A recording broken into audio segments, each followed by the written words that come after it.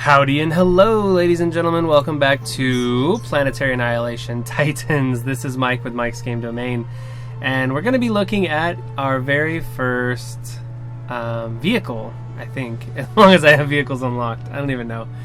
I think we're going to be looking at vehicles. We finished out the Spark, which was the last Tier 1 bot. I guess we could go to Tier 2, but I don't think I actually have Tier 2 unlocked, so...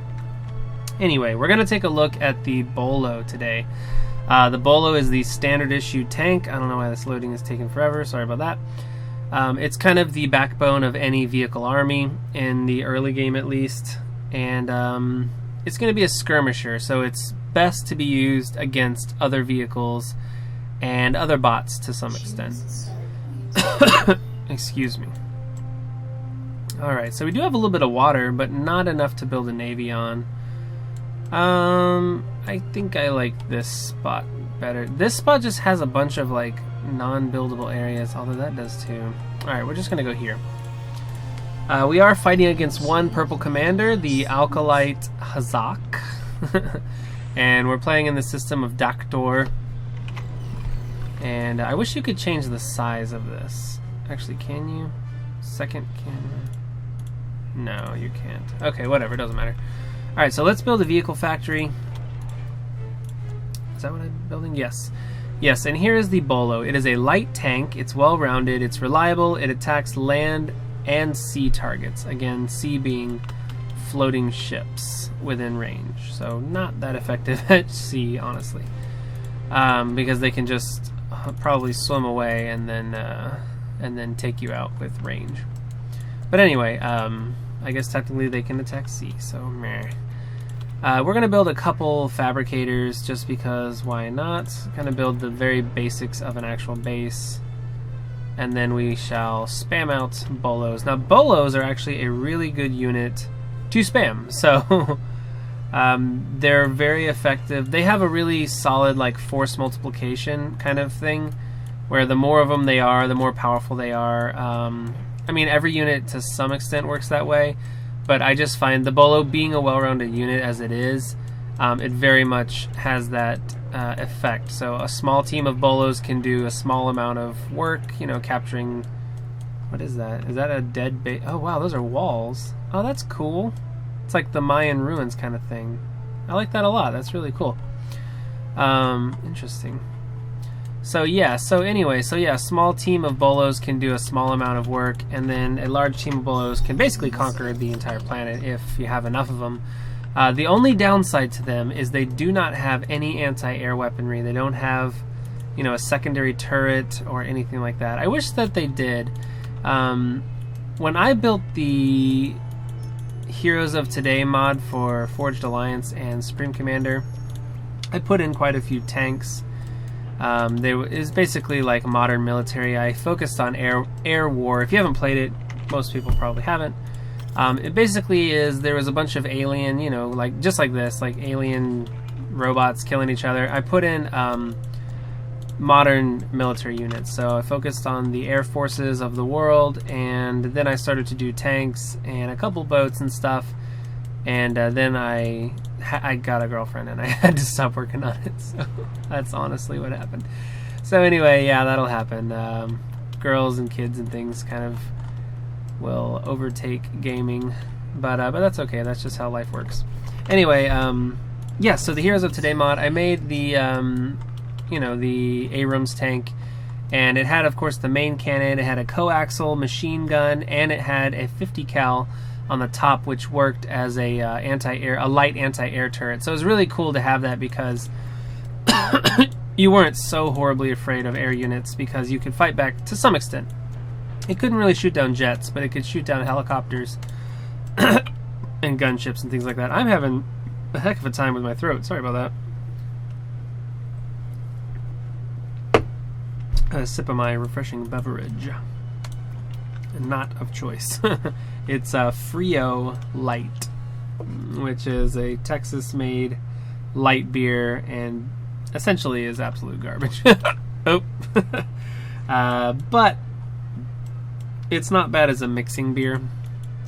So if you don't know what a mixing beer, with a lot of cocktails, something I like to do with them is mix in beers and other things to kind of spruce them up. So like margaritas, you can put, I guess the Corona-Rita is already a thing, but long before that I've been putting different beer combinations with whiskeys and also with tequilas and making sort of spritzy cocktails. So it's something fun you can do if you are, of course, of drinking age and all that fun stuff. So anyway, yeah, Frio, it has no flavor at all. So it's a decent beer to use to that purpose because it doesn't really overtake the cocktail. It'll combine with almost any flavor and pretty much take it on. So anyway, that's why I have it, and I'm just drinking one because I'm thirsty, and it's basically water. So it's like better than Gatorade as far as quenching thirst, which is not usually what you want out of a beer, but it does work. Alright, so you can see what I've built here is a couple sort of teams of Bolos. Again, redundancy is very important, but especially with these kind of basic units, you want to have a grouping of some, about 9 or 12 or whatever. I'm just exploring around the map, basically using them for scouting. I didn't want to build scouts because that would be kind of cheating. I want these episodes, for the most part, to be using the featured vehicle / bot as much as possible. So I've got several groups of Bolos going out and exploring. I kind of want to leave a couple teams here to defend the base. One thing that I've been finding is I send all my armies out early, and with the anticipation of meeting them on open battle, And it always turns out that they find a way to snake into my base, and I don't have anyone to defend. It's really annoying. I guess the maps are just a lot bigger than I think they are. And so they always find a way into my base, and I'm, just scrambling to get turrets online and stuff like that.